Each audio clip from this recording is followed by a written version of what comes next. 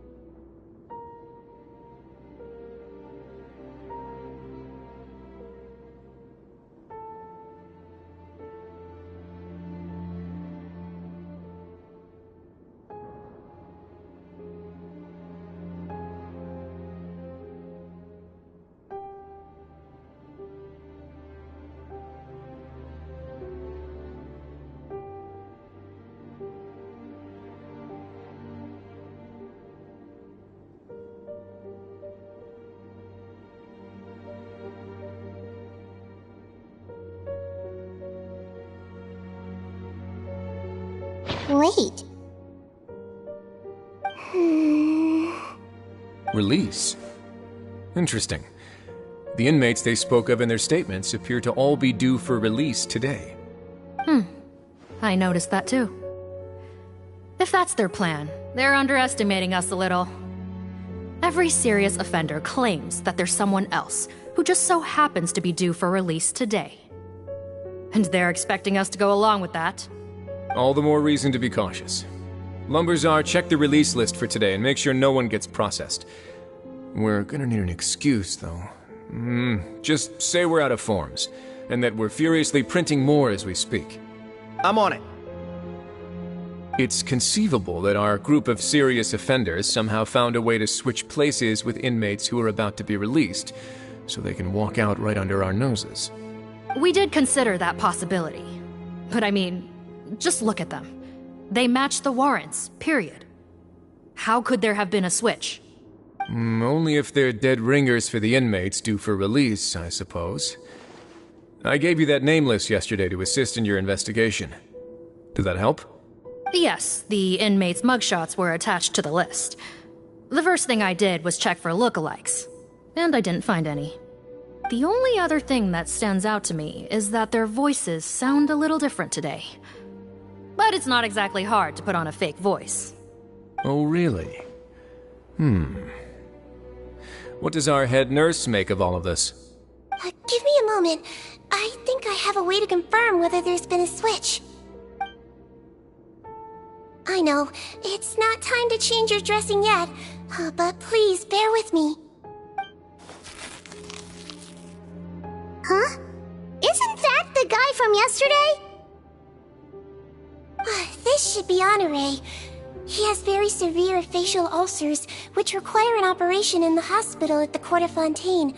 I authorized him to leave the fortress for medical treatment under guarded escort. Yes, like I told you. I'm not Putton. I'm Honore. So there has been a swap. Well, I can see what happened in Potton's case, but how do you explain the other inmates? You're not telling me their souls switched bodies, are you? No, I believe it was their faces that got switched. The method is a bit like replacing a tooth. Take the bad tooth out, put a false one in. And actually, I think I can prove it to you. Traveler, Paimon, do you remember Eric from the other day? Yeah, sure do. Then you can be my witnesses. To start with, please fetch the inmate who claims to be Eric.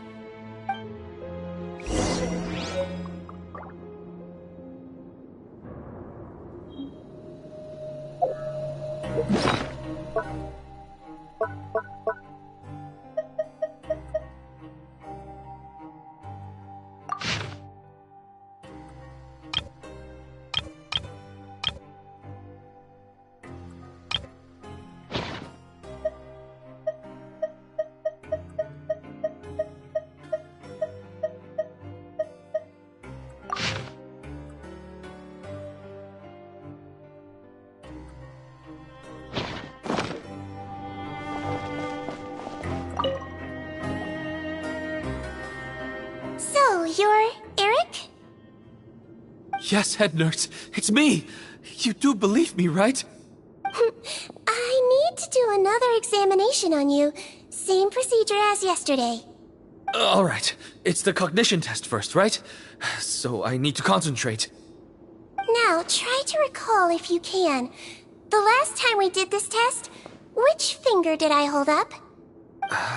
I believe it was your index finger. But that means...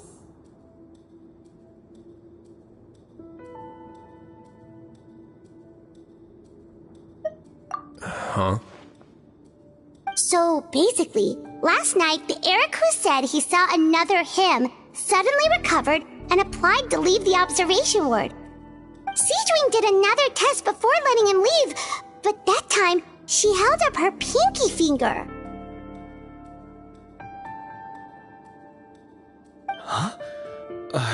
I don't know about any test last night. There was nothing to do in the observation ward, so I went straight to bed. Then I somehow woke up in a high-security cell.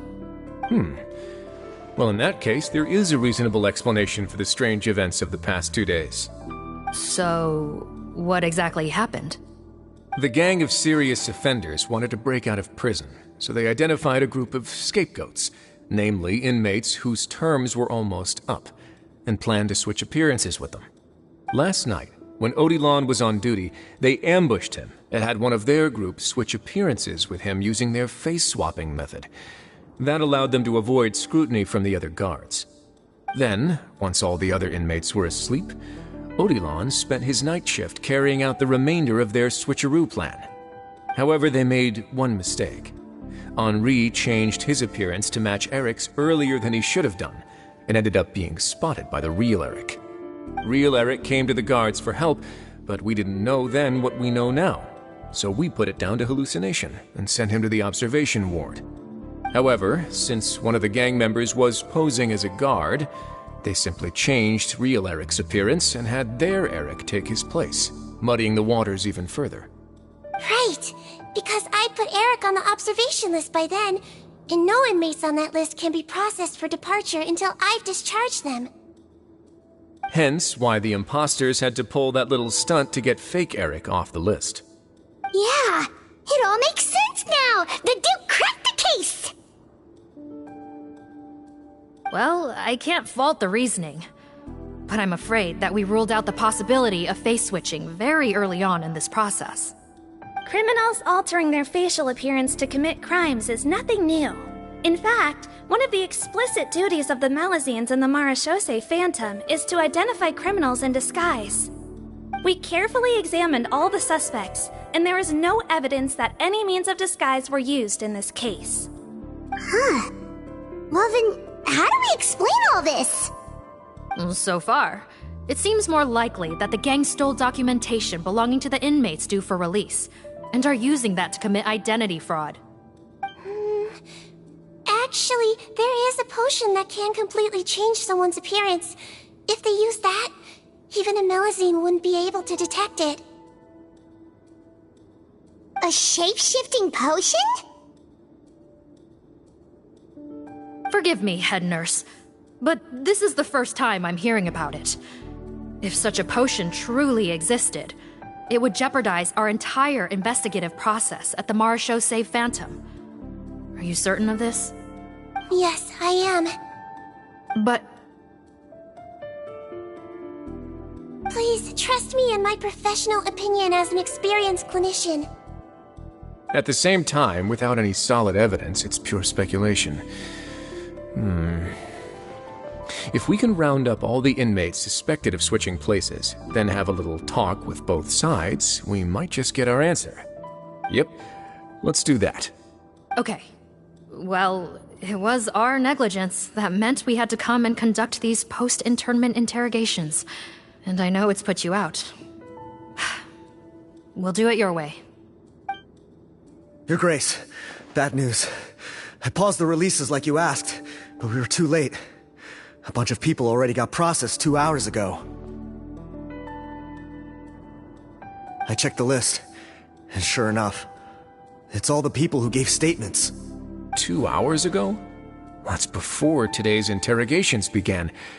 They had this all planned out. So there really was a switch after all. They really pulled the wool over our eyes on this one. We should be able to catch up with them if we leave now, right? Not if that potion is real. They can just switch faces again after leaving the fortress. And if the Marechaussee's Melusines can't even spot them, we wouldn't know where to start searching. Yikes! So we're at a complete dead end!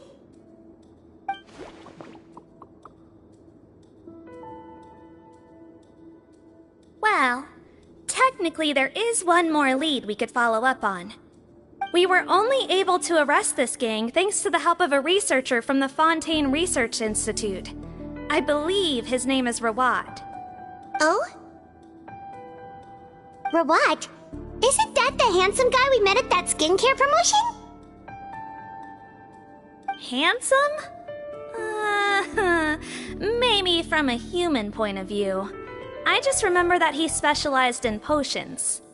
One of the crimes this gang is charged with is the manufacture and sale of illicit drugs. According to Mr. Rawat, they appear to have stolen technology he developed through his research and used it in their operation. At first, he thought it was a typical case of intellectual property infringement, and he tried to negotiate with them. But once he discovered their criminal operation, he reported them to the authorities. Thanks to his report, we were able to swoop in and arrest them all in one go. What a hero! Bet that took courage on his part. No doubt. This is worth following up on. As the one who snitched on them, it's highly likely that Rawat will be targeted by the escapees. That aside, since he's negotiated with them in person before, there's a chance he'll have some additional information for us. Understood, Your Grace. My team and I will head to the Fontaine Research Institute right away. In the meantime, please keep an eye on the face switch victims for us. Of course. Miss Morgan, I'd like to come along and help you catch these criminals. Huh? Why's that? Well, I'm the one who discharged the fake Eric last night, so I feel partly responsible. Don't say that, head nurse. Your focus was on the inmates' health, and rightly so. We can't ask you to help with arresting criminals. That's our duty. I also have a more personal reason. Potton is a patient of mine, and if I don't get a new batch of medicine to him in time, his condition will get much worse. Look, head nurse, I completely understand where you're coming from. But arresting criminals is dangerous business. And if anything happened to you, None of us can afford to take on that responsibility. Don't worry. I can defend myself just fine. You say that, but still.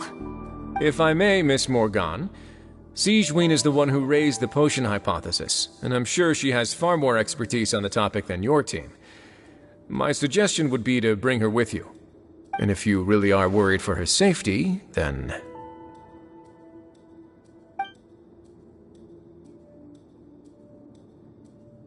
Ah, there you go, right on cue. Knew I could count on you.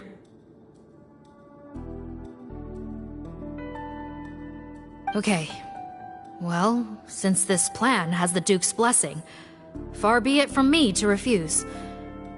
We should head off immediately. Time is of the essence.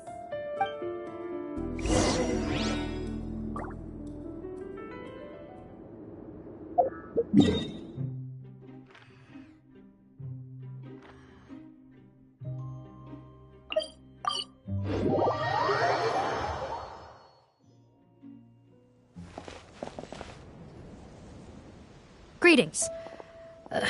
Sorry to impose, but I'm afraid we're here on urgent business, and we're gonna need you to cooperate. The Marsh is a phantom. Let me guess, you're investigating some more illegal research? Not this time, no.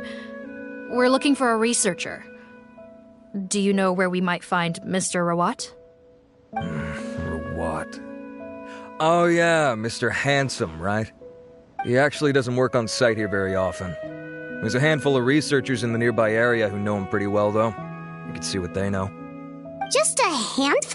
Paimon figured he'd be the most popular guy around. Well, I guess you could say he's popular, at least on a superficial level.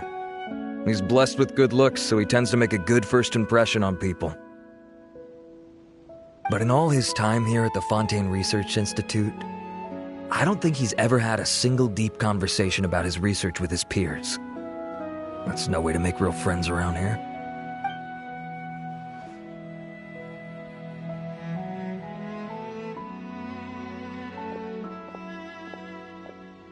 That's so weird. He definitely didn't come across like a recluse at that product promotion. Oh, I don't find that weird at all. He definitely didn't strike me as the kind of guy who's, good at making friends. Really? Paimon couldn't tell. Must be a Melusine perception thing. Okay, we should talk with his acquaintances. But we also need to check the Research Institute for any clues. Let's split up. It'll save us some time. Sure thing. We'll go ask around among the other researchers with Sigewinne. Paimon's suddenly kinda curious to know what everyone really thinks of him.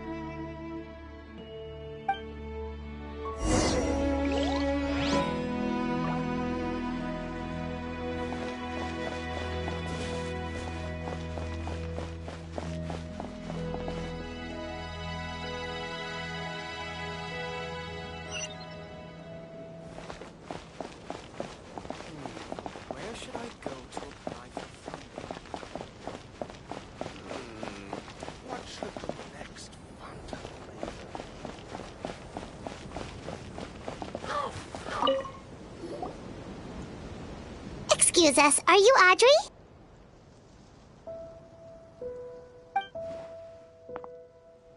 That's me. What is it? Are you close friends with Rawat? We're trying to find out where he is. Close friends? You mean because I told him I had feelings for him once? I doubt I'm the first or last at the Institute to make that mistake. Why would you single me out as a close friend? I should have known, really. Men like him, they just enjoy being surrounded by fawning women. They're not interested in a serious relationship. Okay. We were just kind of wondering if you might know where we can find him. Why would I know where he's at? I barely know him, and he probably doesn't even remember me. Ugh, this is getting annoying. Shall we go ask someone else?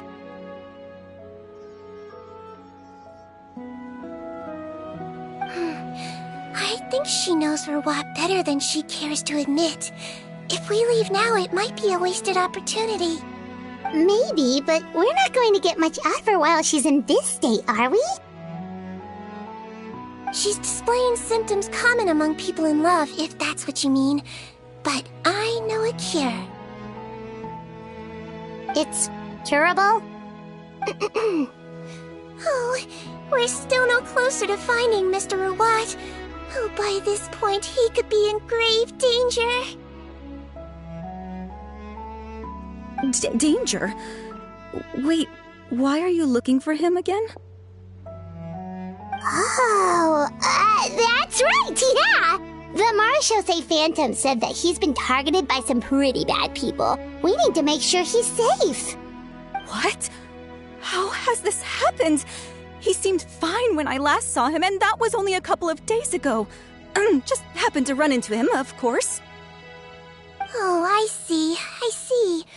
Well, do you have any thoughts on where he might be right now? Okay, but this is purely out of concern for his safety. If he's not at the Institute, he might be at his mother's place. I heard she raised him alone, that they had it pretty tough financially, and these days she's housebound due to illness. He makes regular trips back home to check on her. Oh, okay. Do you know the address?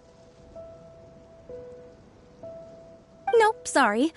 I only found out the thing about his mother because it came up in conversation once. I was just trying to find out more about him, so I could get to know him better.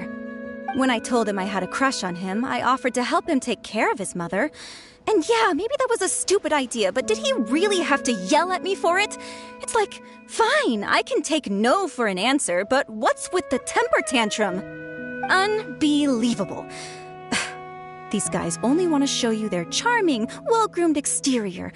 They can't stand it when a few home truths shine through.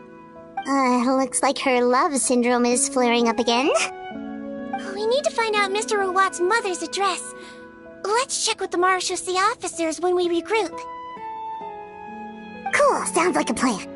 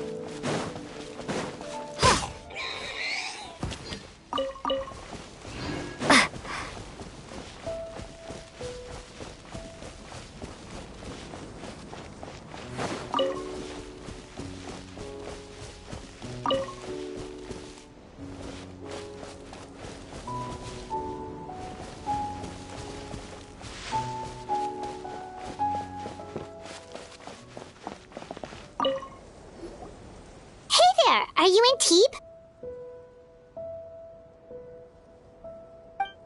What do you want? We're here to ask about Rawat.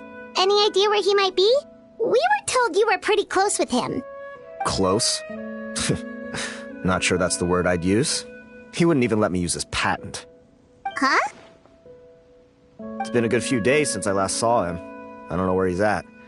Go ask someone else. Would the patent in question happen to be related to the new skincare product he developed? Yeah, kinda. Butterfly dew, or whatever he calls it. I heard he made a tidy sum off of that one. Okay, now we're getting somewhere. Keep going. Most of the other researchers here focus on mechanics, energy, stuff like that. I get why he wouldn't be interested in having anything to do with them. But I'm studying coatings. There's a huge overlap in our areas of research. Why would he refuse to work with me? I bought his product once, and noticed it contains a unique substance that might have applications in coatings, too. If it worked out, I could probably make as much as he's making. Don't get me wrong, I had no intention of plagiarizing his work. I was hoping to get official permission to use his findings in my own research. Followed the proper procedure. It was all above board. I would have had to pay him a license fee and everything. But despite that, he turned me down not once, not twice, but 3 times. It's like he's vehemently opposed to the idea of anyone else making the kind of money he does. Huh, so is Rawat antisocial, or is this guy just jealous? Well, it doesn't look like we're gonna get any info about Rawat's whereabouts from him. Let's go! Wait, 1 second.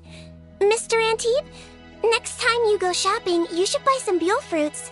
Peel the skin, steep in water, then drink. It'll help calm your mood. Huh? Yeah. Thanks.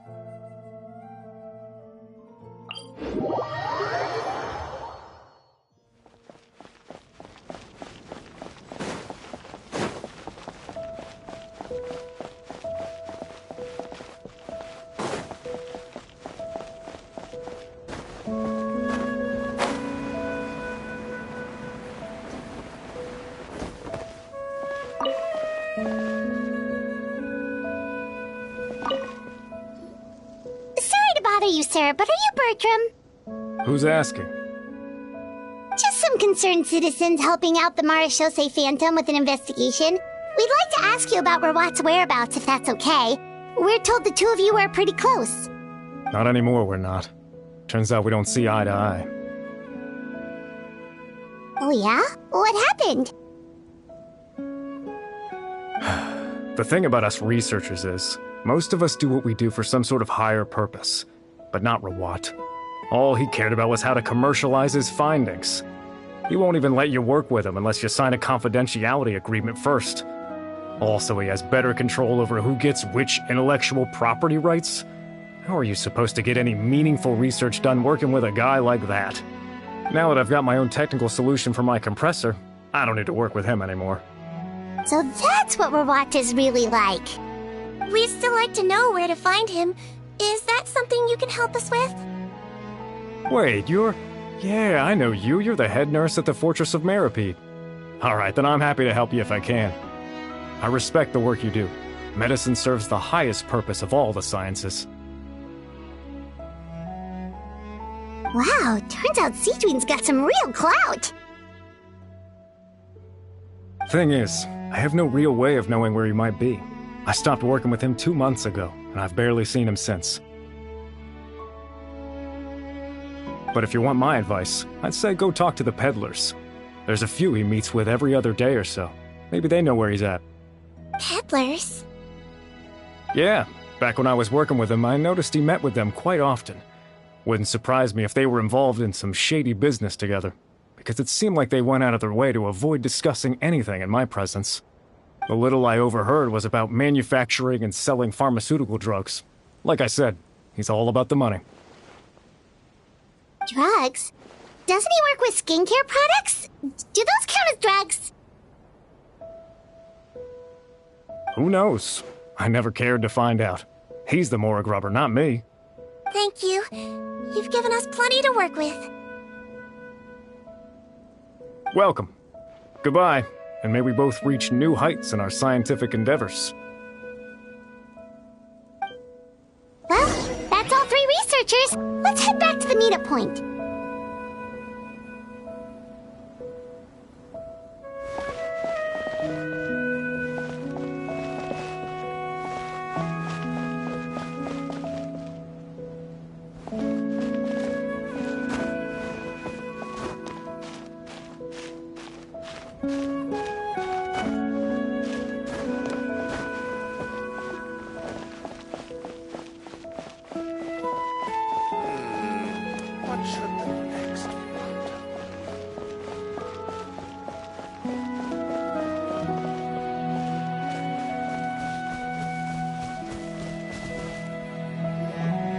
You know, Heimat started out thinking Rawat was a handsome researcher with a friendly and cheerful personality.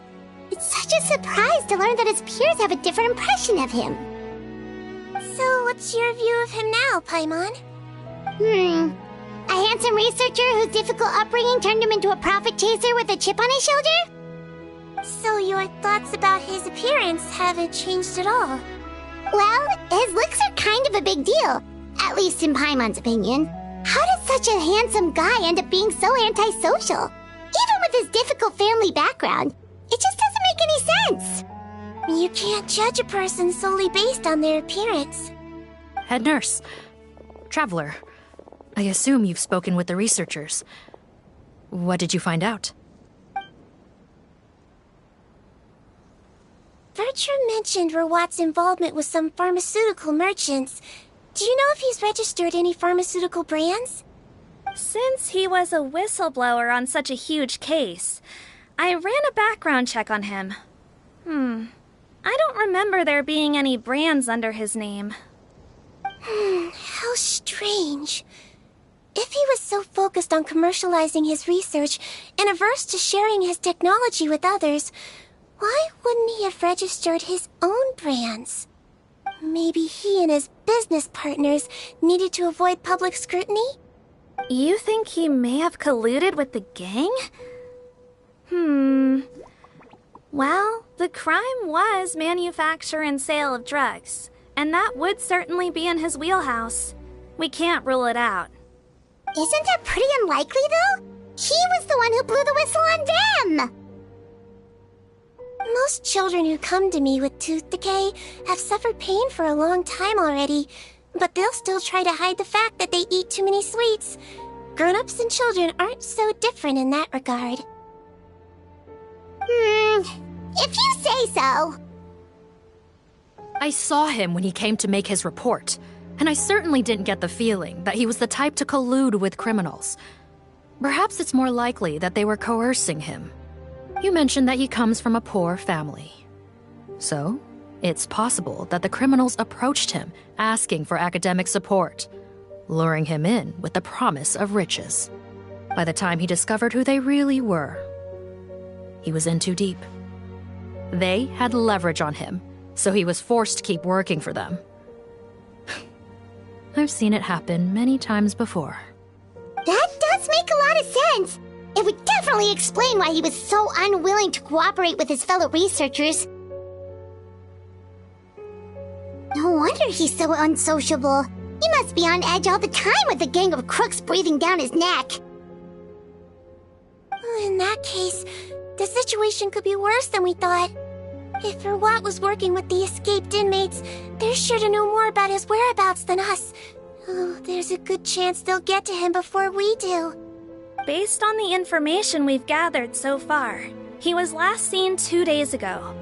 If no one's seen him since, maybe we're too late. 2 days ago? So he went missing right after that product promotion.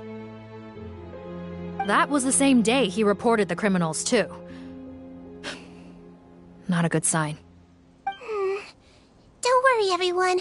I believe we still have a chance. Since he disappeared right after blowing the whistle, it's likely that he's gone into hiding.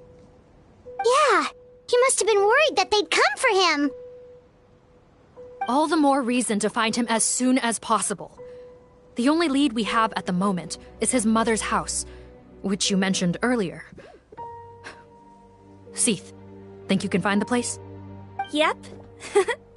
When you register a brand, the Court of Fontaine requires you to provide a legal address. The one Rawat wrote down was in the outskirts of the city.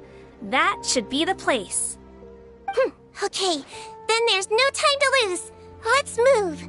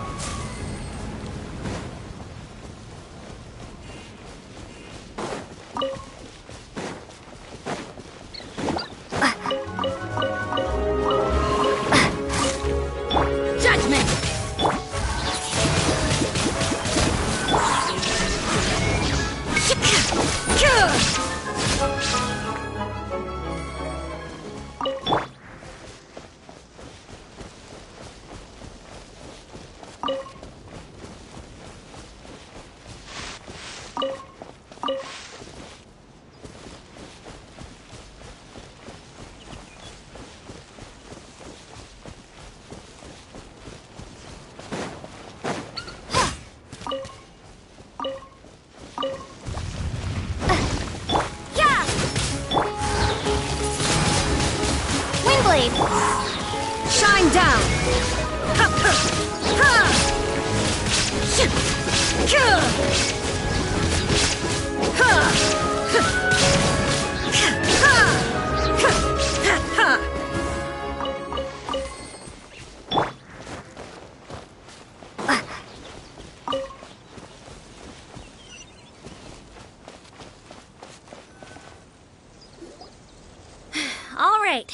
This should be the house.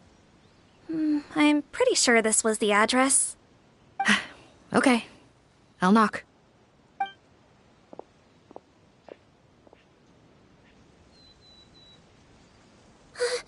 Sounds like whoever's inside has restricted mobility.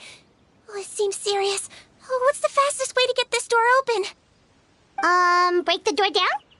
No, I'll handle it. Let the expert deal with it. There'll be a mountain of paperwork if we damage a citizen's property.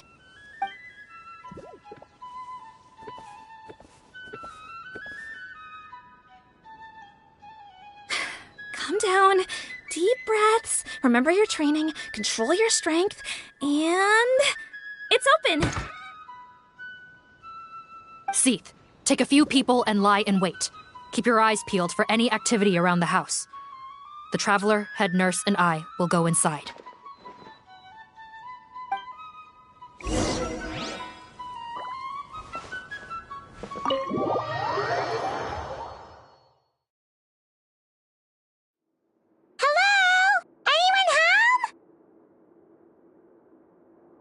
Oh, there. On the bed, there's an old lady. That's gotta be Rawat's mother, right? She doesn't look like she's in any state to be answering our questions, though.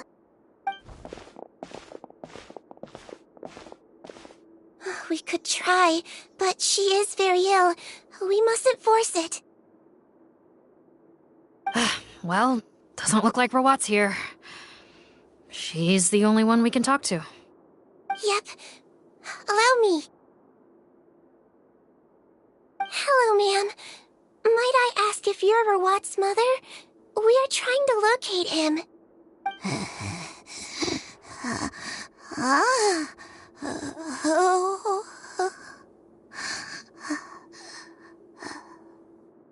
Hard of hearing, perhaps. Does anyone have a picture of Rawat? I have one here. I'd like to show you a photo, ma'am. Is this your son? Do you know where he is?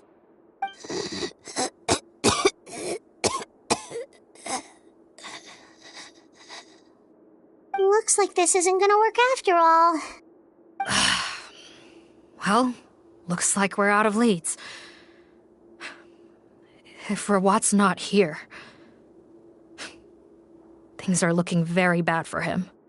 Is it possible he could have avoided returning here because he knew he'd be in danger? Maybe. But if so, where do we look next? Maybe we should take another look at the Institute. Yes, so. I suggest we all return there now. We found a good amount of useful information the first time, but perhaps there's something we missed. This is our last hope. Sorry, officer, but could I stay here for a while? This patient requires some care. Of course. Traveler, stay with the head nurse. You're technically here as her assistant after all.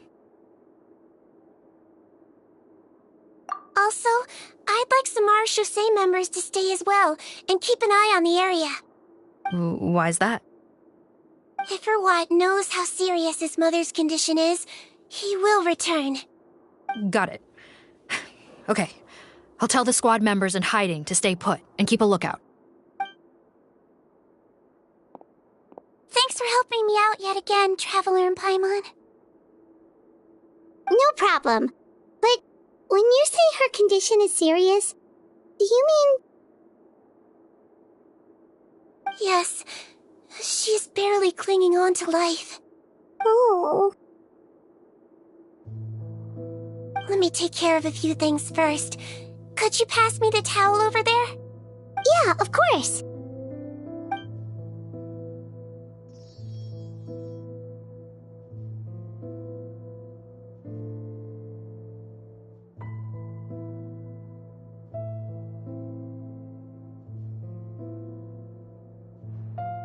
I can tell that her family has tried a lot of different treatment methods, including some very expensive medicines.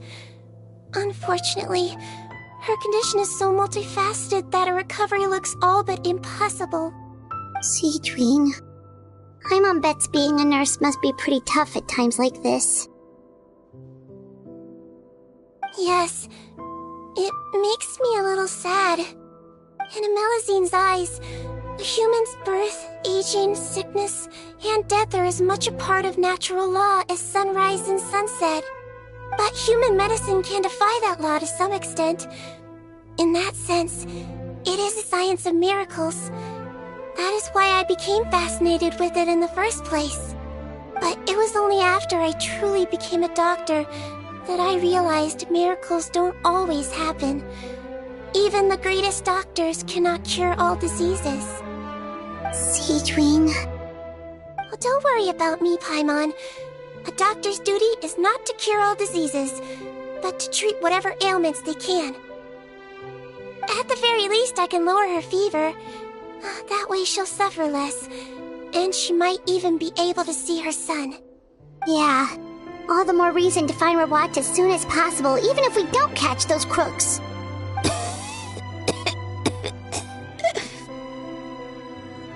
Oh, her fever is getting worse. Could I get some hot water? Sure, we're on the case.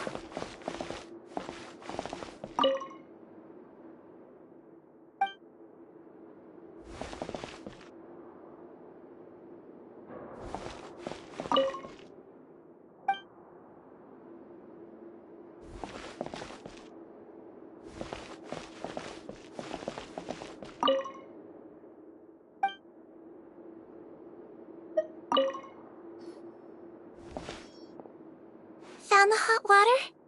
Sure did. And look what else we found. Judging by this journal, it seems like Rawat has a private lab. There's a good chance he could be there right now. We gotta go tell Officer Morgan right away. Oh, that's great news. But hold on just a moment. The wet towel is ready. I'm giving you another injection. Are you feeling better now?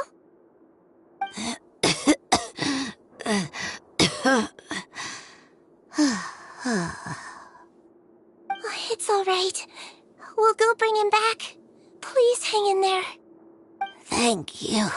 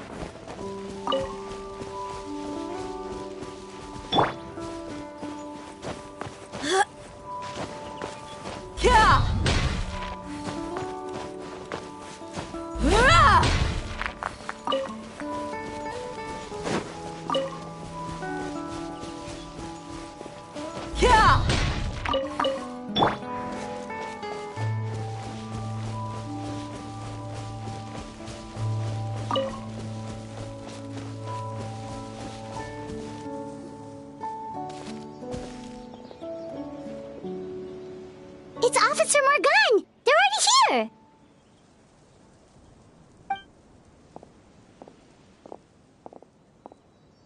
We came as soon as we heard the news. I can't believe we were so careless. The most crucial information of all was hiding right there, in that room. And we missed it. Don't blame yourself. Right now, we need to focus on finding a way in. There's a mechanical door over here! Hopefully the instructions in Rawat's journal will help us open it.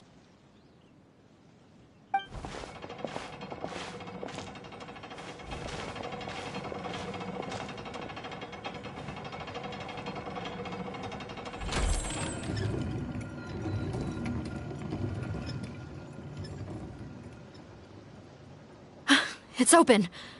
Let's go in.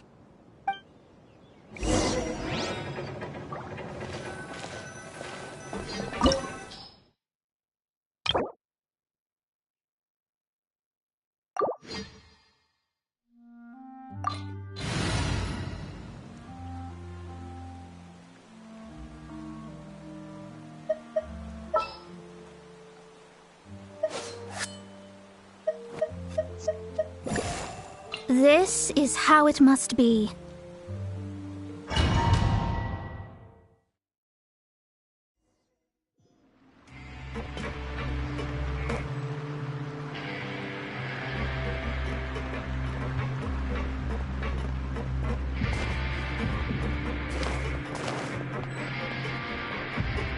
How did they get in here? Captain, up ahead! Those look like our fugitives! So they found this place too? Don't let any of them escape! The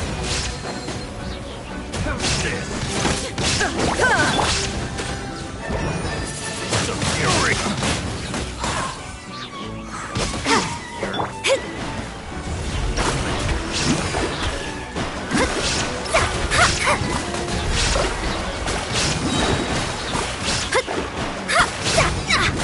Decided by destiny. Judgment.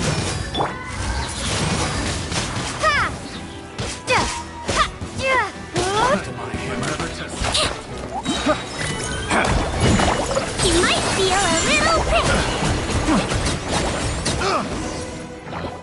pricked. Picked the wrong test subject. Captain, according to our list, many of the fugitives aren't accounted for. There may be others hiding deeper inside the facility. So these guys were just the lookout crew. The Marashose Phantom! How did they find this place? Wait, it's that guard from the fortress! That's right, I'm on your side. The Duke sent me. What's the matter? Some sort of mix-up?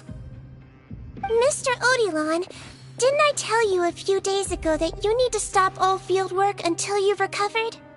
Well, you know, gotta help His Grace out. Share the load. Officer Morgan, this man is an imposter. The real Mr. Odilon has no recent health issues. What? But Looks like the head nurse was right about the face-swapping method. Arrest them all! DuPont, stay here and keep guard. And watch the exit. If we're not back soon, call for reinforcements. Got it.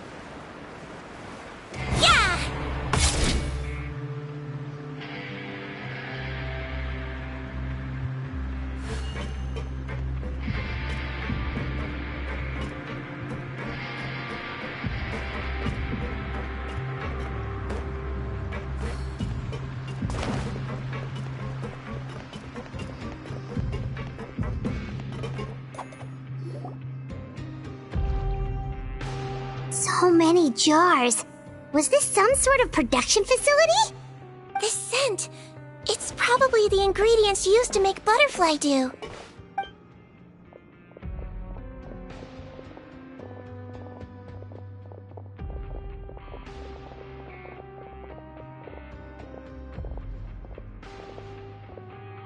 How come they're all empty? Did it sell so well that he ran out of supplies? How strange.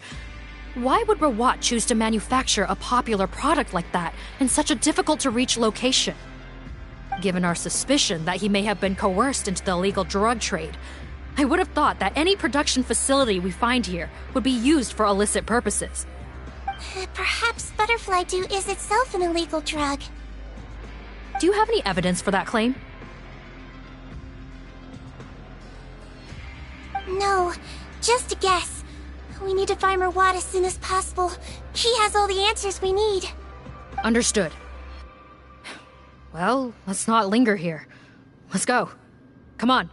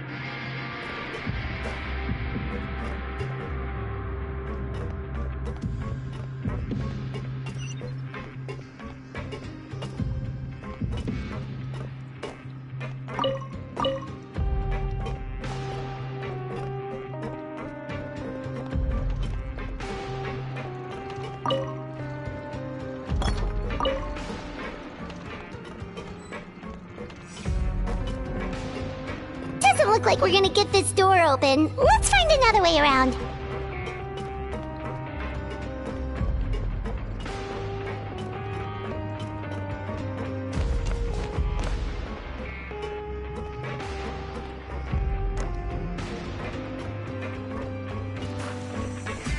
This one's closed too! What's with those carts and tracks? Oh, maybe it's one of those doors that opens when it senses cargo passing through. There's a loaded cart right over there. Let's bring it to the door and give it a try!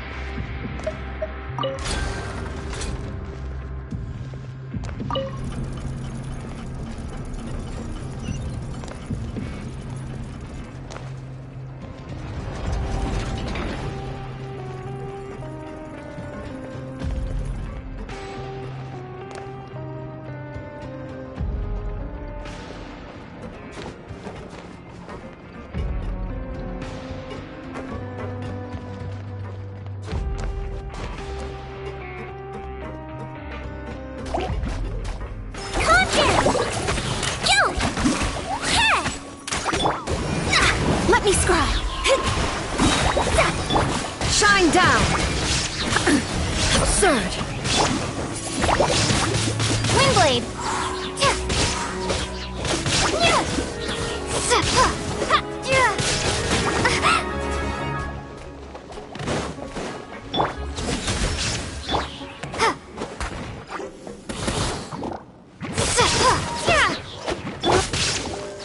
I swear,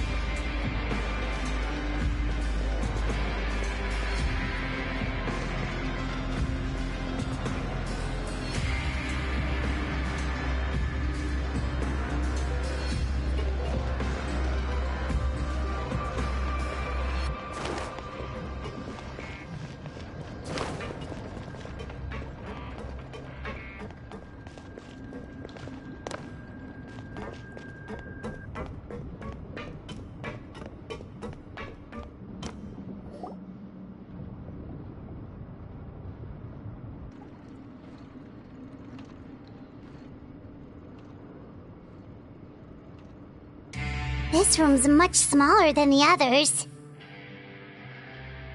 Judging by the implements on the table, this looks like a potion-making lab. Head nurse! Over here!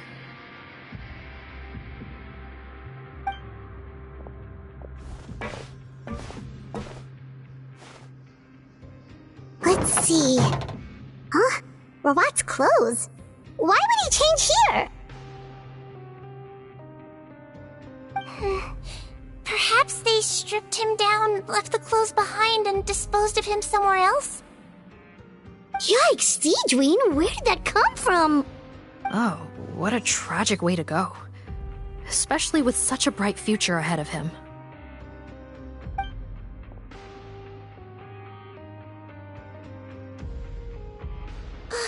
There's a path leading further on, Officer Morgan. Let's keep up the pace.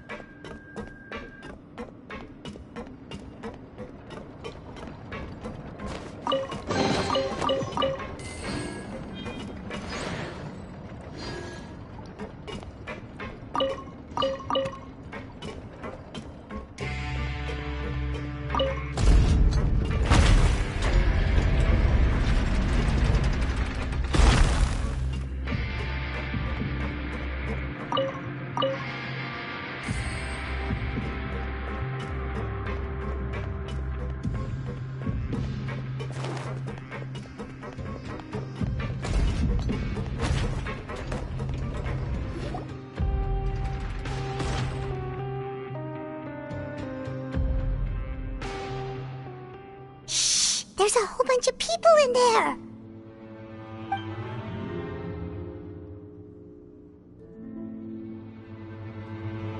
Are you serious?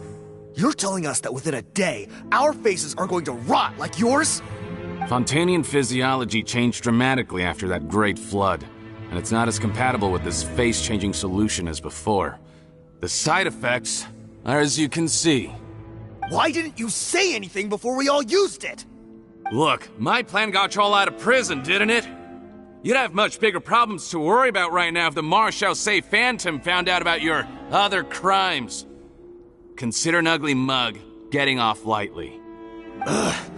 You're just lucky we didn't leave you in there after you disappeared on us with no warning. We only let it slide because we're former partners. And now you have the gall to pull a stunt like this? Partners? Make no mistake, each of us is only looking out for himself. If you place too much trust in others, well, I'm afraid that's your problem. You hid things from me too. Remember how you each had a spare potion? You kept quiet about it until we planned the prison break? Oh, and you didn't have a secret spare? Then do you want to explain how you melted your face off before all this?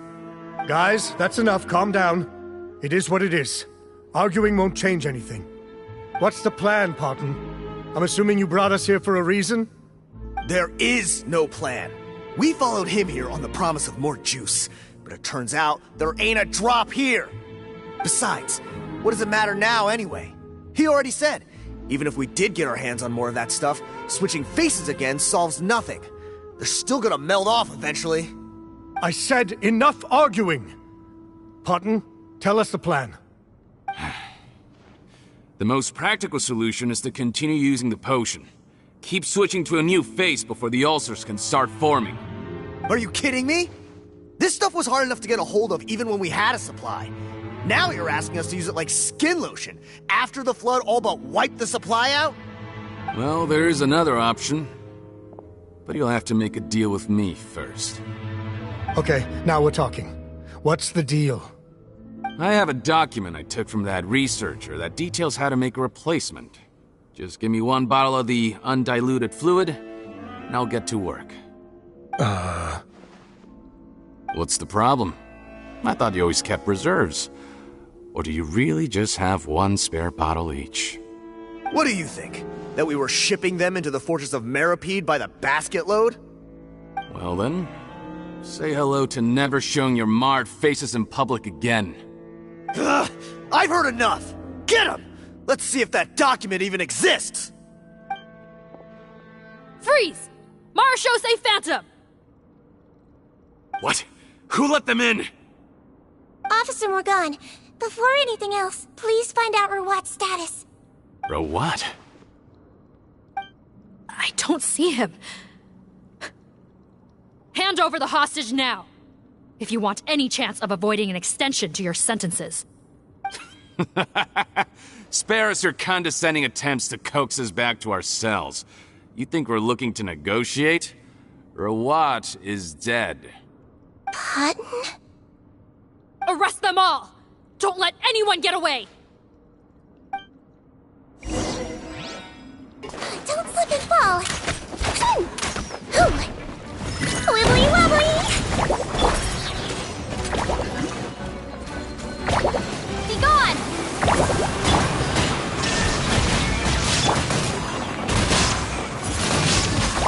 Ha! You can't run! Shiver! Fate is upon me.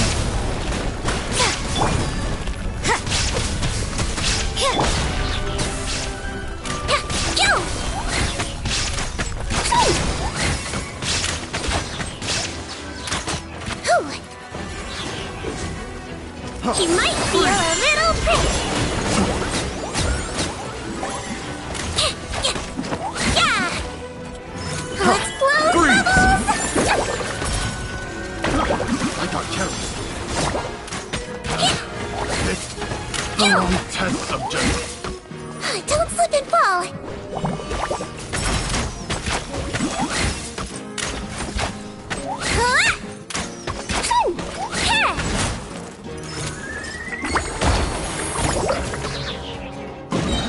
I swear it's for medical research.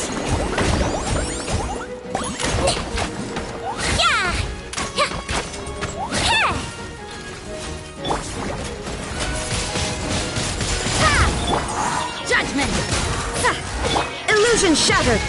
Now you shall perish! Written in the stars!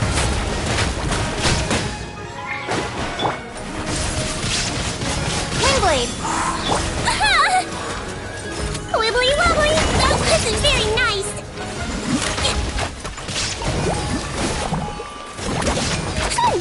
Yeah!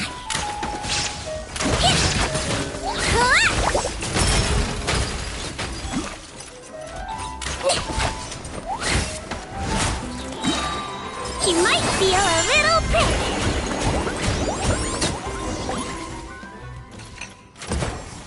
Huh. Gotta say, I never expected to see the head nurse in combat. Some patients respond better to a more aggressive treatment plan. Did we get everyone? Captain, we finished the head count. Potten's missing. Over there! The door's closing!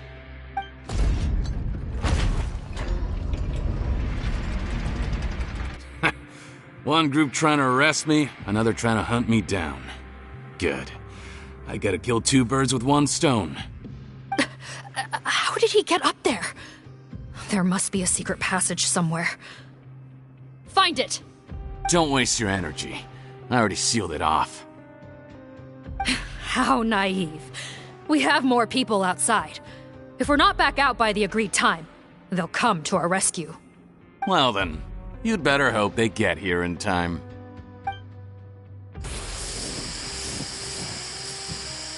There's some kind of gas leaking from the pipes. Be careful, it's poisonous. This is our distribution center, where we store the product derived from our source solution. We had to use special fire prevention methods to prevent contamination. The pipe network here was designed to emit a gas for firefighting. One little modification later, and it makes an efficient death trap. Why would you do this? Your partners are here too. Oh, please. If they can't supply what I need, they're of no further use to me. Besides, I can't have them exposing my potential whereabouts. He's a maniac! Come on, we gotta find a way to open that door! Go ahead, struggle in vain. Once the last of you croaks, no one will ever find me again. So long! Are you sure you're ready to leave, Potten? You haven't changed your dressing today. You can't cure my face, just give up. And what if I could? Nice try. You're just trying to stall me. Don't you worry about me. I'll find a way to cure my face once I get out of here. Oh, I doubt it. After all, Fontanians can no longer dissolve in primordial seawater. What the... How did you... The key component of the face-changing potion is the fluid left behind by dissolved Fontanians. It might look like ordinary water, but it has some unique elements in it. Before the flood, all Fontanians were oceanids, physiologically speaking. A potion made from that fluid could dissolve and reconstruct the face of a Fontanian in much the same way as hydroidolins change form. Theoretically, it could give someone any appearance they wished. But since the flood, Fontanians have become true humans. They can no longer provide the source material for this potion, nor reap its benefits. Are you saying this potion is made from Fontanians dissolved with primordial seawater? Then their crimes are far worse than I thought. How could you know all of this? No, wait. Of course! Well, well. So that's why you have a human appearance. It also means that I have a formula you're unaware of. The air's getting thicker. It's getting hard to breathe.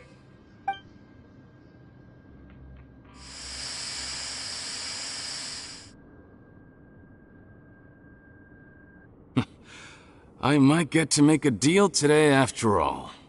Alright, keep talking. How do you intend to give me the formula? Oh, it's not a formula, but a finished product. I have a bottle of it right here. What? When I tried Rawat's skincare product, I noticed it had a certain special component in it. So I had my friends gather some other ingredients for me, and sure enough, a little experimenting later, I'd produced the potion. I'm guessing his skincare lotion contains the fruits of your joint research? Huh. Impressive guesswork. Yeah, we were a supplier for some of the raw ingredients. But it only contains a tiny amount of the active ingredient. The effect is minuscule compared to the undiluted fluid.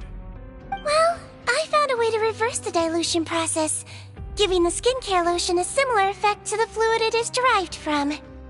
That's impossible. If I tell you some of the ingredients, I think you can figure it out.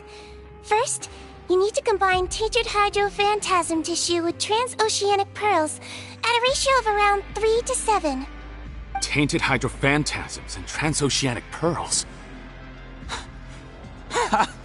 I see. Can't believe I never thought of that. So, can we make a deal? Sounds good to me. There's a delivery pipeline beneath this window. Drop the potion in, and I'll release you all. Nope, not trusting you that easily. You're like those naughty kids who try to hide their illness. Open the sluice gate first, then I'll hand you the potion. Even if you're not bluffing, your potion won't cure my face permanently. You really think you have any leverage here? I'm not closing the valve this time. Clock's ticking. Fine, then I'll just stand here with the potion in my hand. And when I faint from the poison, I'll drop it and it'll be destroyed. No.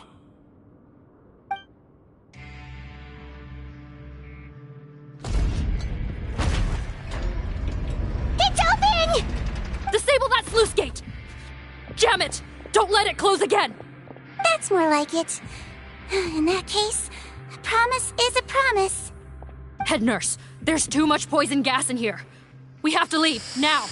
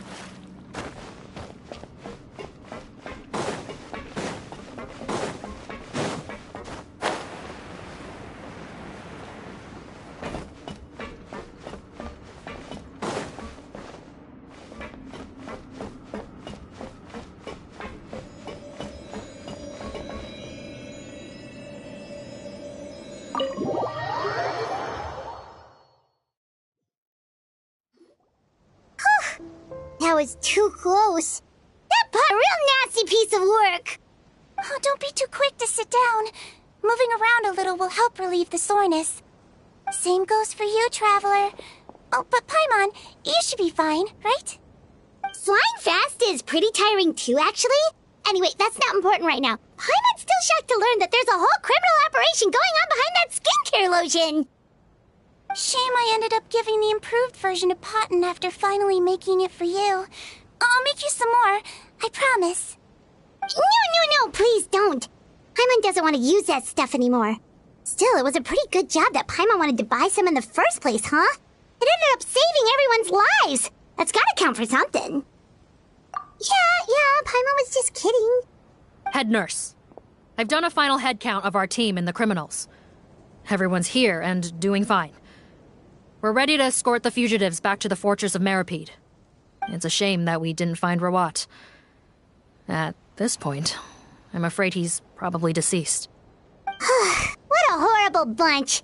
Especially that Potten guy. If he hadn't made good on that deal, we'd all be dead because of him. he wouldn't. I always keep a whole bunch of antidotes on me for emergencies, and one of them neutralizes that poison gas. We'd have been fine, even if you hadn't opened the gate. What? Then why did you give him the potion? If this is true, I must concur. Sorry to be blunt, but I think you made a bad decision by handing him that bottle. If he changes his appearance and flees Fontaine, it's unlikely that we'll ever find him. No matter how cooperative his accomplices are when we question them. No, you don't understand. I gave him the potion precisely so we could be sure where he'll go next. What do you mean? We gotta hurry. She won't last much longer.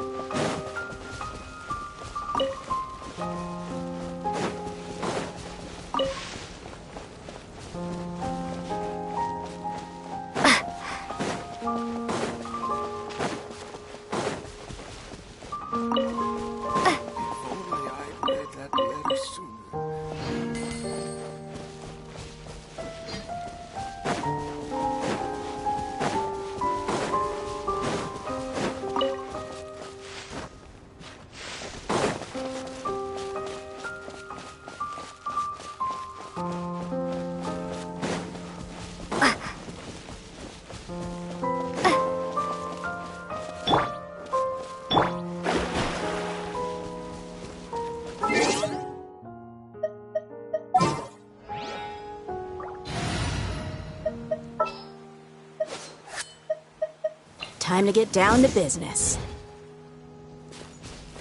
Let's get it on!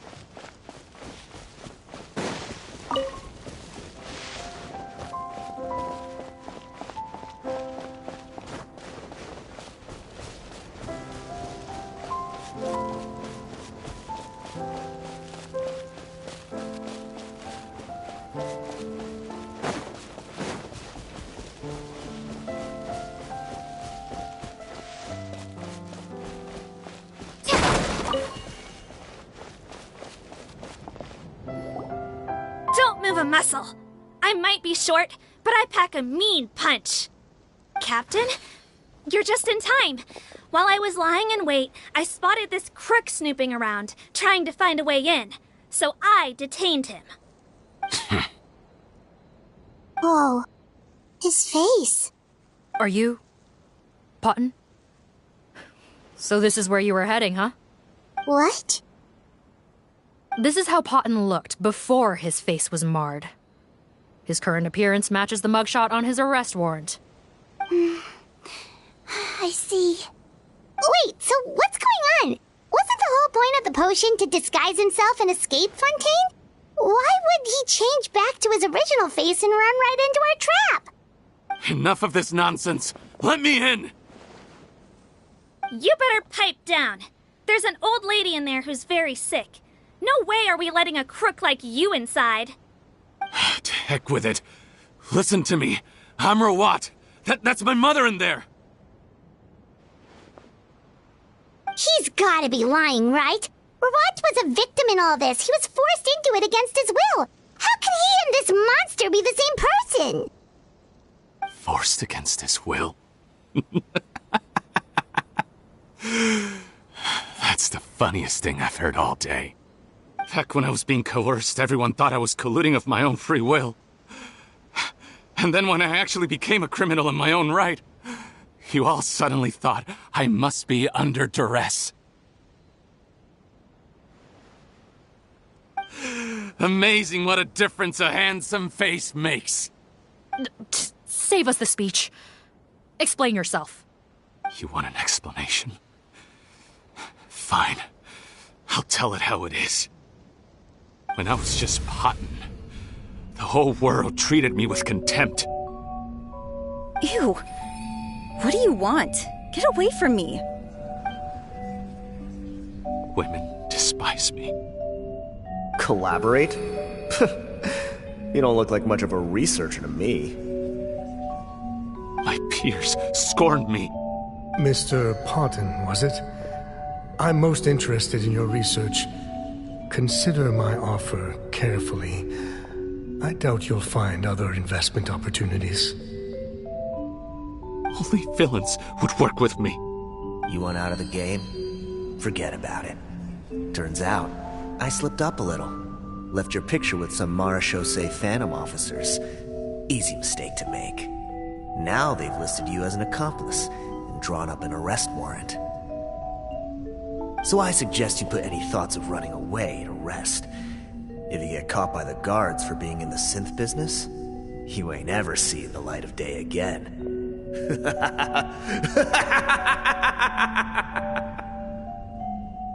There was no way out for me. Until I could stop being Potton. Mr. Rawat, I have something I'd like to tell you. I became popular with women. This new potion you developed is fascinating. Genius, in fact. Would you consider working with me? I'd be happy to sign a licensing agreement. My peers looked up to me. I'm very interested in your research, sir. You must no doubt have offers from countless investors, so far be it for me to ask for a full collaboration, per se. I merely wanted to express my interest. No pressure at all, naturally. And the villains even began to fear me. Becoming Rawat showed me what a superficial world we live in. But I did not hold a grudge. After all, this superficiality could be made to work in my favor. Or so I thought. But alas, the world seemed bent on finding a reason to make me despise it. Mother, I'm back. How are you doing? Who are you? I bought the best medicine Mora could buy, but nothing would cure her illness. In the end, I hoped she'd at least be able to see her son one last time before she passed, but when everyone else rejected me, the only person who cared about me was my mother. Then, when I became a rising star in the Fontaine Research Institute, I was unrecognizable to her.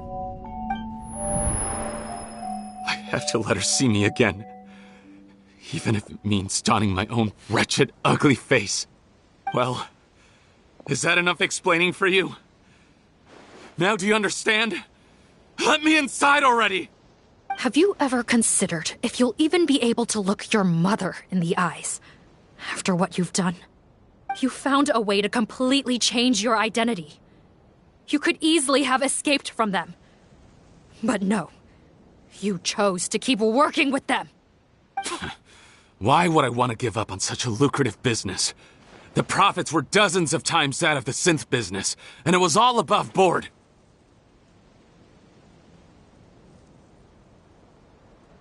So you kept being a villain just for the money?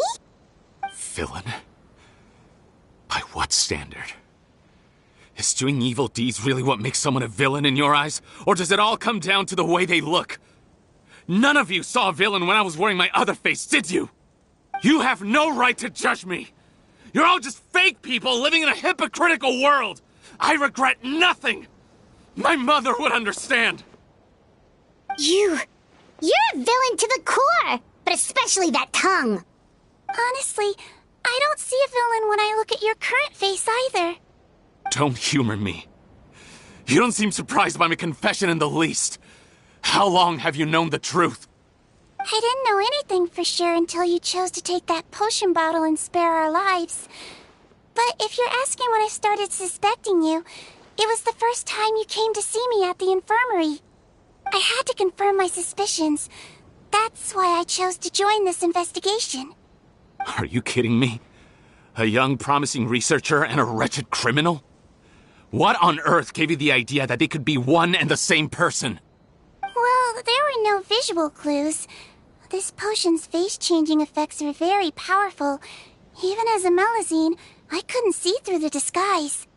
But I believe I understand humanity a little better than most of my kind. Humans have certain fundamental qualities that do not change with their appearance. Fundamental qualities, huh? So you think you're the one who's seen through me, do you? Most people probably don't know this, but I think I can guess what your deal is. Melazine constitutions are very close to that of water, so it stands to reason that the potion should work on them too. You used it yourself, didn't you? That's why you have a human appearance. Seedween? Yes, you're right.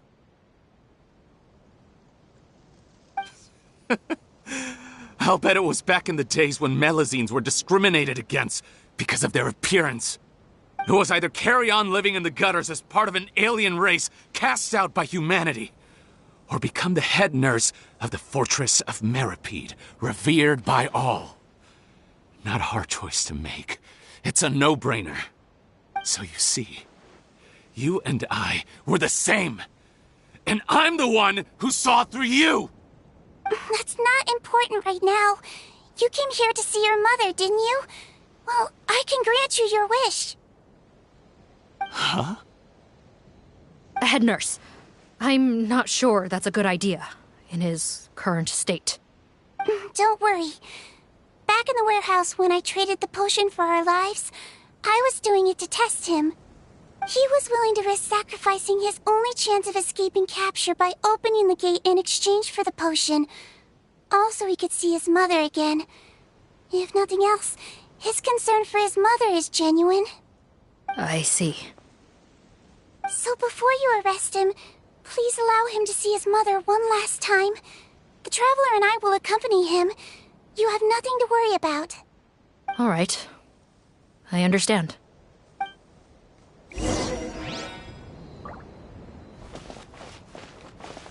Join the head nurse inside. If he tries anything at all, shout. I don't trust this guy much. Be careful.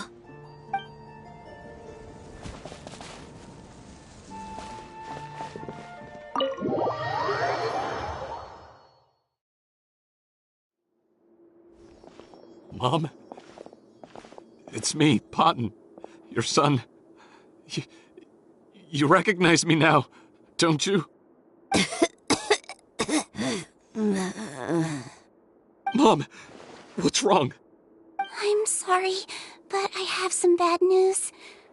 I examined your mother last time we were here, and it appears that due to her prolonged fever, she's lost her eyesight. What? Your appearance no longer has any bearing on her ability to recognize you. But there are always other ways to remind our loved ones who we are. Wouldn't you say? No, it can't be. Please, Mom, open your eyes. It's me, your son, Potton. If you really can't see my face, then... Here, take my hand. Tell me you feel your son's hand. I've done so much to get to this point. Please, you have to recognize me. No. The temperature of his palm must have changed. I'm sorry. It seems I couldn't bring him back to you after all.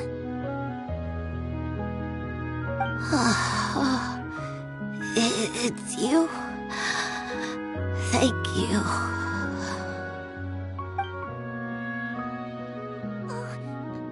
Of course. Mom, why will you answer her and not me? Why? No more questions, Potton. She's gone. Mom?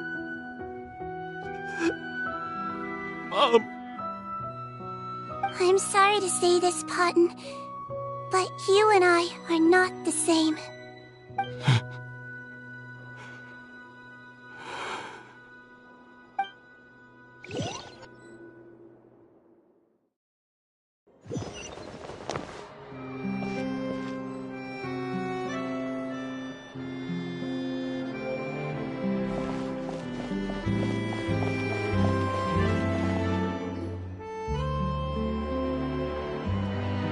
The wait is over, everyone! The sale of our new skincare product, Romaritime Essence, will now begin. Another skincare promotion! And it's selling as fast as last time. Wonder what people would think if they knew what was in the last batch. Oh, Seedween's here too! Hey, Seedween! Oh, Traveler Paimon, hello! Oh, I hope you two got a good rest yesterday after all your hard work. Of course! Nurse's orders, right? Anyway, are you here to take notes for your next article? Actually, I'm mostly here to help Officer Morgan wrap up yesterday's case. Ah, that reminds Paimon. That stuff sold like crazy, didn't it? Is it gonna cause huge problems? Nope, there's nothing to worry about. Unless modified, Butterfly Dew is an excellent skincare product that's completely safe to use. Besides, officers have already retrieved all Butterfly Dew purchased on the market. Now it's just a matter of disposal. After consulting Monsieur Nervulette, I came up with a way to neutralize any harmful effects, so it'll evaporate naturally without polluting water or soil. Wow, it's Seedween to the rescue again! Thank you for serving as our consultant, head nurse. All the butterfly dew we recovered has been disposed of, according to your instructions. Great! Good job, everyone! Also, you mentioned you wanted a copy of Rawat's interrogation records. Well, technically, Potton's records. Anyway, I have them with me. Here. After he saw his mother for the last time, it was like all his mental defenses came crashing down. He put up no resistance during the interrogation, and answered all our questions. We learned a lot. Apparently, the formula was something he discovered by chance, while helping the criminal gang produce synth. Later, he came up with the idea to dilute it, and use the resulting substance as a skincare product. Their supplier was Vache. But you could also argue that they were the ones doing him a favor. His operation helped Vache's gang dispose of an enormous amount of evidence. It made for a seamless collaboration. One man's trash was another man's treasure, and there were no loose ends. It's no wonder we never noticed what Potton's gang was up to. Vache again, huh? Is there still no end to the harm he caused? Make no mistake. The crimes of Vache and his accomplices will come to an end. It's only a matter of time. Since the flood cut off their supply of primordial seawater, they've been forced to resort to riskier methods, like using their private reserve to attack people on the street. Naturally, those attempts all ended in failure. After receiving numerous reports, we were able to zero in on the gang and eventually round them up. That sounds more like it. Based on what he told us in his confession, we pretty much had him backed into a corner, even though he made a point of distancing himself from the gang while disguised as Rawat. He tried to throw us off his tail by reporting his accomplices, giving him enough time to transform back into Potton and see his mother one last time. But there was one thing he hadn't anticipated. Even though Potton had been missing for a long time, we were very much still on the lookout for him. So the moment he appeared in public after changing back to his original appearance, we caught him. So he tried this once before, huh? Guess he really did want his mother to see him again. But in the end...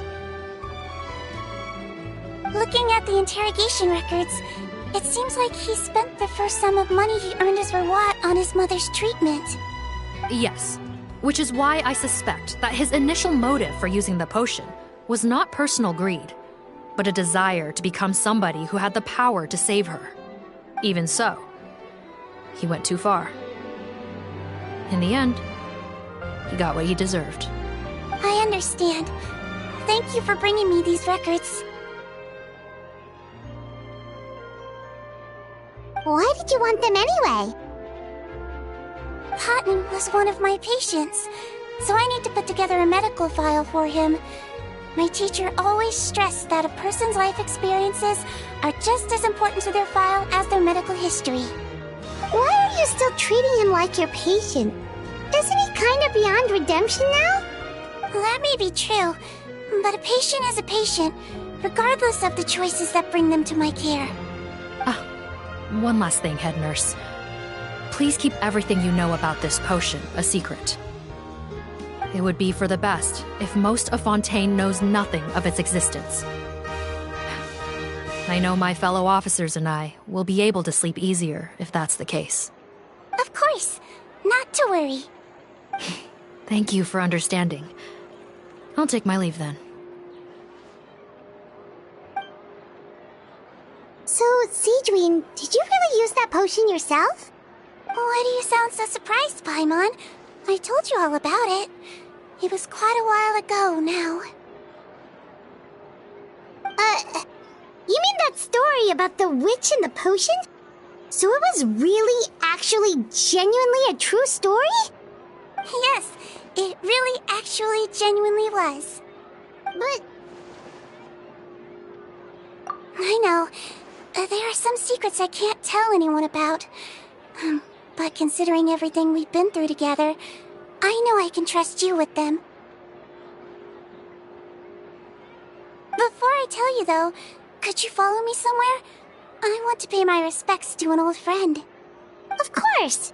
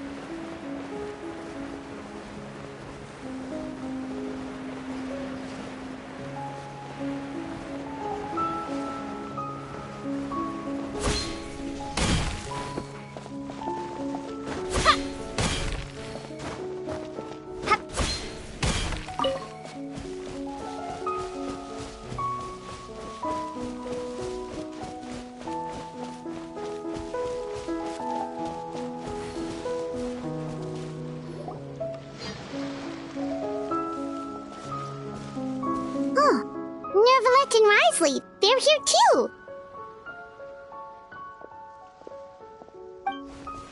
Good to see you, traveler. Paimon. I trust all has been going well for you? Big news, everyone. The Udex is out of his office on important business. Hmm? Is that genuinely something people would consider big news?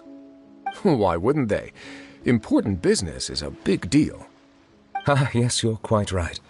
When someone you care about requires emotional support, being there for them at the right time and place is of the utmost importance. After reading the Maréchal Phantom's reports, I had a feeling a trip here might be in order. Take note. That, my friends, is how Monsieur Nervalette shows that he cares. We're both here for the same purpose, actually, to accompany Sigewinne as she pays her respects to her late teacher. So the old friend she mentioned was her teacher then? The witch? Oh, sorry. Paimon didn't mean to be rude. It's only 'cause Sigewinne calls her that all the time, so... I doubt she considers that title to be offensive, Paimon. Don't worry. Indeed. In fact, I believe Sigewinne would take it as a sign of affection. She has spoken of this doctor on many occasions, and it sounds like she was a truly generous individual. In those days, many people harbored prejudices against Melusines. She was the only teacher willing to take Sigewinne on as a student. Wow. It's really nice of you two to be here for Sigewinne. Guess you guys really look out for your younger colleagues, huh? Younger colleague? Well, that might be true for the Udex, but I'm not sure I can say the same. Sigewinne served a sentence in the fortress of Meripede hundreds of years ago, and after she did her time, she decided to stick around. She's been an integral part of our administration ever since. Strictly speaking, the head nurse has been around longer than most people in the fortress, myself included. Pretty sure that makes me the younger colleague. She served a sentence?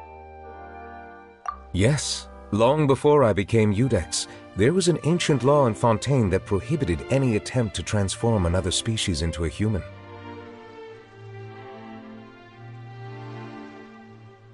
Initially, I and most researchers believed this law to have been imposed due to ethical concerns. But now, it seems more likely that the law was nothing more than an insurance policy, a way for Egeria to ensure that her people would remain insulated from the truth, thus enabling them to lead more straightforward, happier lives. Ignorance is bliss, as they say. Sigewinne had her reasons for choosing to obtain a human form, but the act was nonetheless in clear violation of the law. Could you tell us a little bit more about what happened back then? Certainly.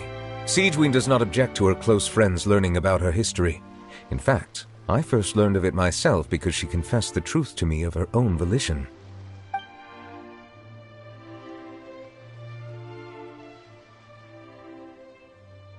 Even with their daughter so ill, they kicked you out? Stubborn as always. And prejudice isn't a disease I can cure either.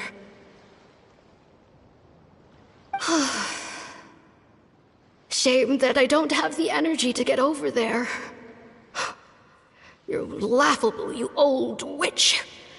You want to save everyone in Fontaine, but you can't even save the patient before you. Master, what are you... I discovered a strange disease, one I suspect that every Fontanian suffers from. But without witnesses or proof, no one will believe me. I had no choice but to experiment on myself to find a cure, but I hit a wall. And as you can see, it took a wretched toll on me. Then I'll find a cure for you, and then you can go cure her. There's no need. I am beyond saving now. There's nothing you can do. But, Master... As I said before, a doctor's duty is to treat whatever ailments they can.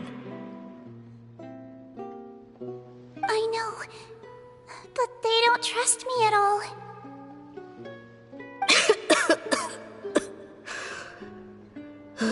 That girl. She's your first ever patient, isn't she? Tell me, what cost are you willing to bear to see her cured? I'll do whatever it takes. Even if it means breaking the law and being punished for it? As long as I don't hurt anyone. Yes.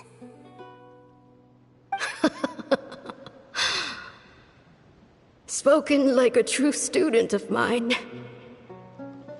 Then I shall make one more final gamble. And see my experiment through to its end. Leave me for now, and come back in 2 hours.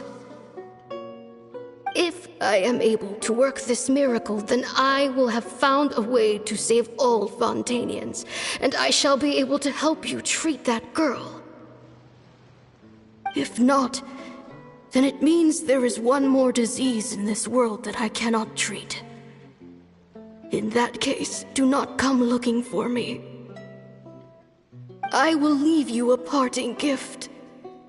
An accidental discovery happened upon through my study of this strange disease. It has little use, but it will at least help you cure this one patient you can reach.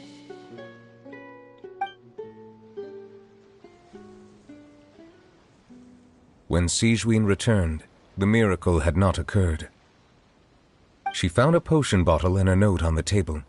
After using the potion as instructed, she gained her current form, breaking Fontaine's law in the process. And after I had confirmed the veracity of the events, I gave my verdict. So that's what happened. I fear Sigewinne only understood the full story after the truth about the dissolution of Fontanians was uncovered. When I reflected on all this with that knowledge in hand, I felt a deep sense of regret. As I use the law to uphold justice, there are times when I cannot help but acknowledge its ruthlessness. After the final details of the events surrounding Sigewinne's transformation came to light, I checked several sources and, thankfully, the legal code does not require Sigewinne to shoulder any additional punishment. Wonder how she feels about all this. Since she invited you here, I imagine she intends to speak of these matters with you, no?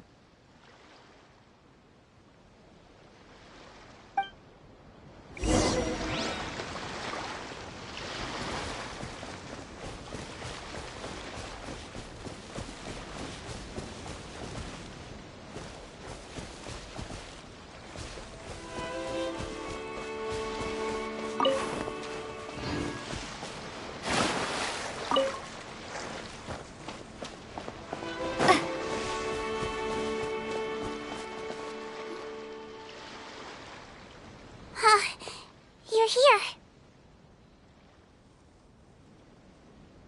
The old friend I mentioned was my teacher. When she passed, her body was nowhere to be found. All that's left of her is an empty tomb. And even that's deep underwater now. Sigewinne, the witch who gave you the magic potion, she was your teacher, wasn't she? Sounds like Monsieur Neuvillette filled you in. After learning the truth, it must have been hard to process, huh? Well, to be honest, After I realized what really happened that night, my first thought was that it kind of made sense. It seemed exactly like the sort of thing she would do. But she was planning to sacrifice herself and never told you. That's just who she was. If lying is what it took to get a kid to take their medicine, then that's what she'd do. Alright, but why did you turn yourself in? I broke the law, simple as that. My teacher made her choice, and I made mine. True. It's just the way Potton framed it when he was asking you all those questions, it made Paimon really mad. You're not like him at all, and everything Neverlet said confirms that. And yet, you were still convicted and thrown in prison. It just feels so unfair. Unfair? I happen to think just the opposite. If I hadn't served that time, I'm not sure I would have been able to stay strong when he was questioning me. What makes you say that? I knew you'd be curious. Let me tell you a story.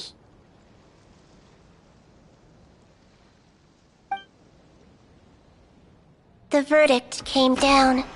This Melazine is guilty. Deudex defended the authority of Fontaine Law, but he did not confiscate the Melazine's medical kit. And so, the Fortress of Meripede gained a new little doctor. She still wore her hood and raincoat, even though it never rained in the fortress.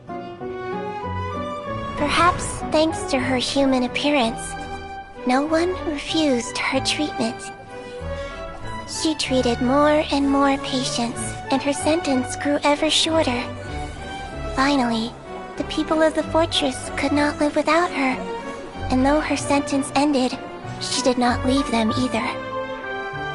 Then one day, she received an invitation from the outside world. The location seemed familiar, and when she arrived, an old lady was waiting for her. She saw right through the Melazine's disguise, but didn't reveal it. Instead, she asked a question. Tell me, why do you think you gained the respect of so many people, despite being a Melazine? Because I look like a human? It's been 50 years, Sijuin, and you haven't aged a day. I think everyone knows you are not human. I finally found you, after all these years. I still remember, you know. It was you who saved me that night. But how? I was no longer a Melazine by then. Does it really matter if you're human or Melazine? I remember the warmth of your palm. It's quite unmistakable. And you know what? It hasn't changed one bit. You don't have to hide anymore, Sijuin. These days, everyone wants to make friends with Melazines. And I think that it's all because of you. I'm sorry I couldn't say this until now, but thank you, Dr. Melazine. Now that's an ending Paimon can get behind. After hearing everything Potton said, I wanted to tell him that it didn't matter who he looked like on the outside. But it was too late. The warmth in his palm had already disappeared. I tried to treat him, but the roots of his problem had nothing to do with his face. I understand. Thanks, you two. I appreciate you being here for me while I talk this through. Oh, it's nothing. Our pleasure. Oh, there's one more reason I invited you here. It's about time I finally give you what I promised.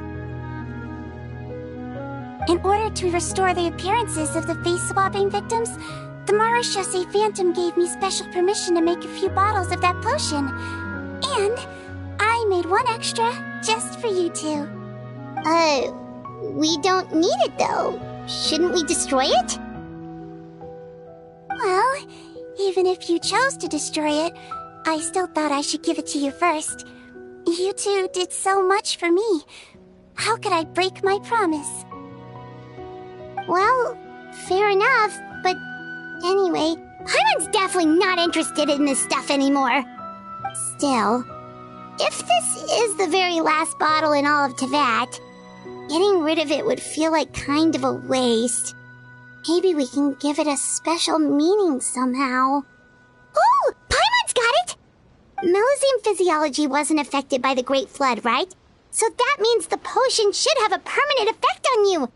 In that case, what do you say, Seedreen? Ever thought about transforming back to the way you used to look? After all, from a Melusine point of view, Paimon bets Melusines look the cutest of all. Paimon, after everything, do you really think it matters whether I'm Melusine or a human? Well, what was Paimon thinking? You made up your mind a long time ago. Yeah, let's just destroy this thing. Leave it to me.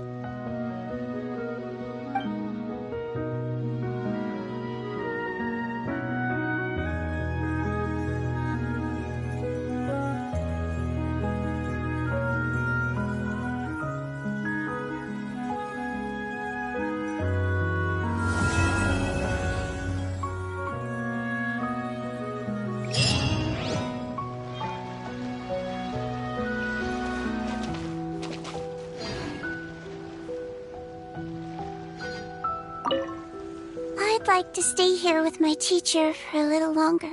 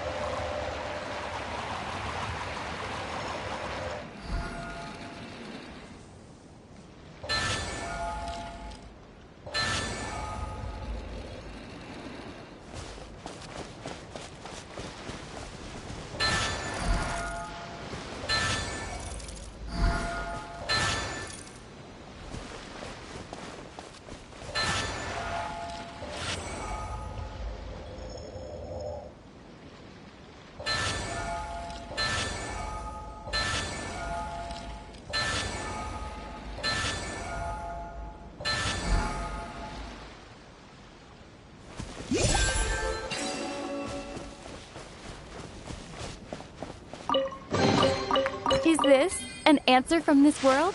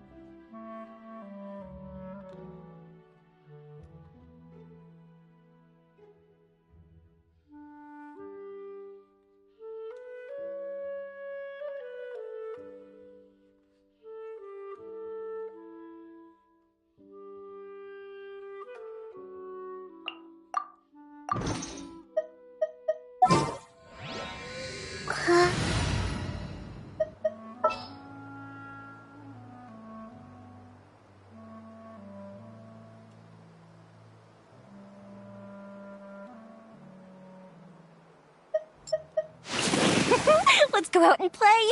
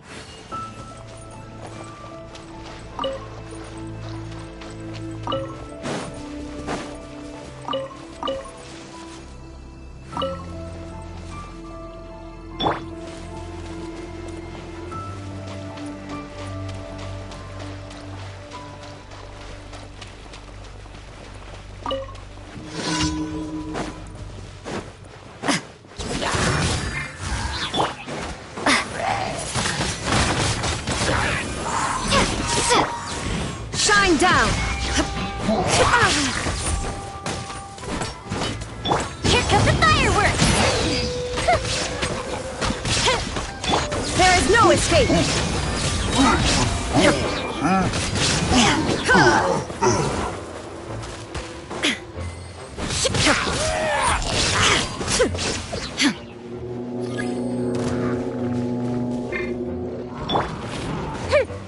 Fire hazard!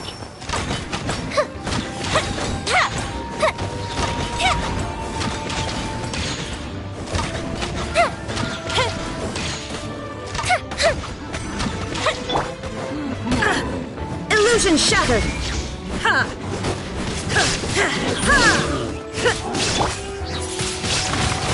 Windblade!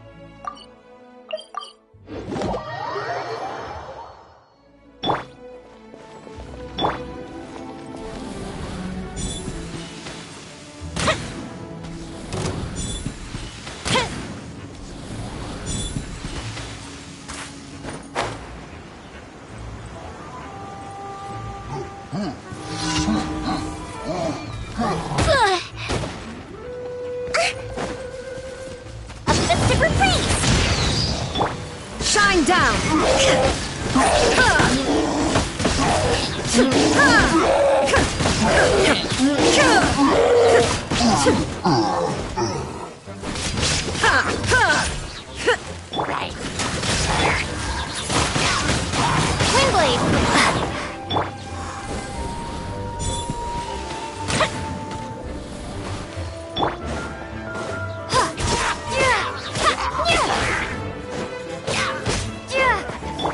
You can't run!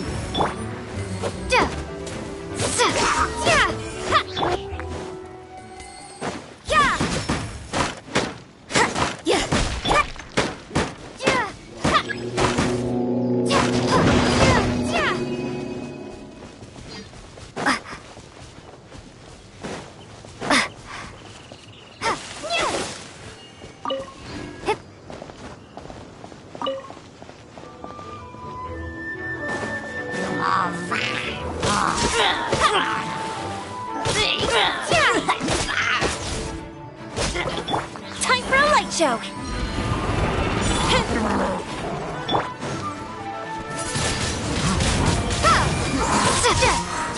Illusion shattered!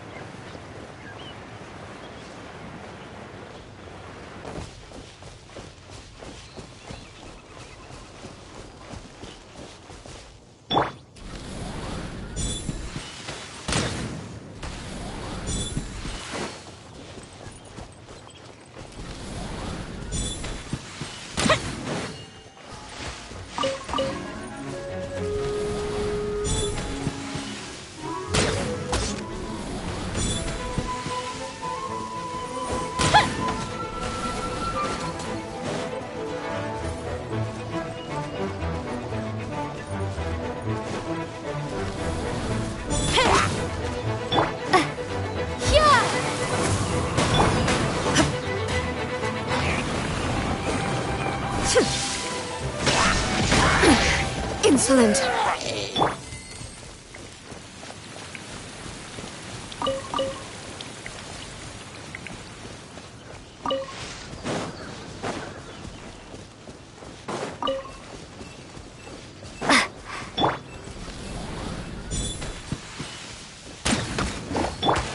There is no escape!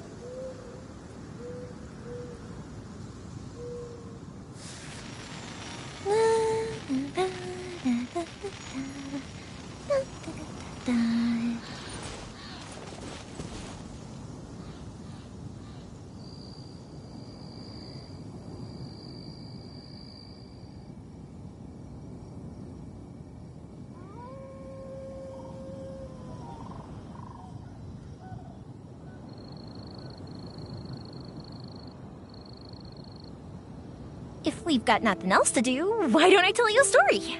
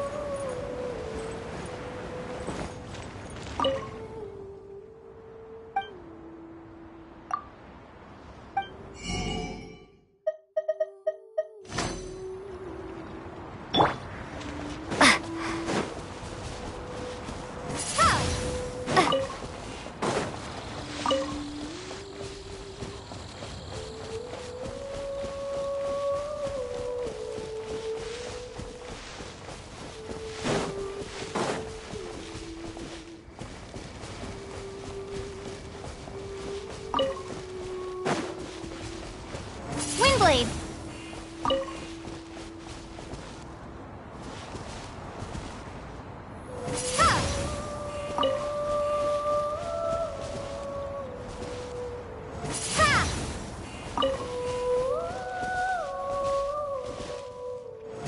Switchblade!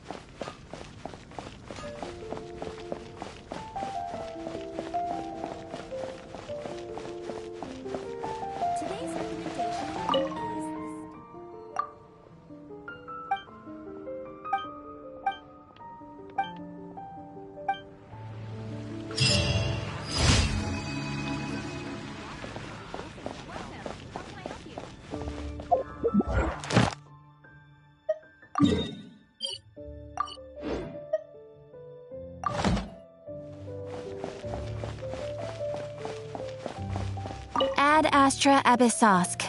Welcome to the Adventurers Guild. Thank you for completing today's commissions. Here is your reward.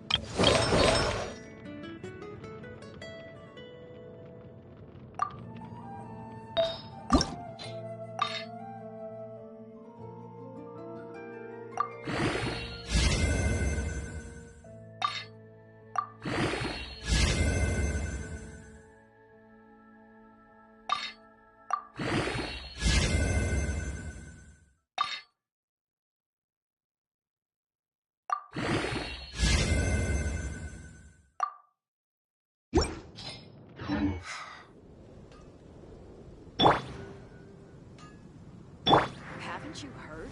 There's a strange wanderer near water.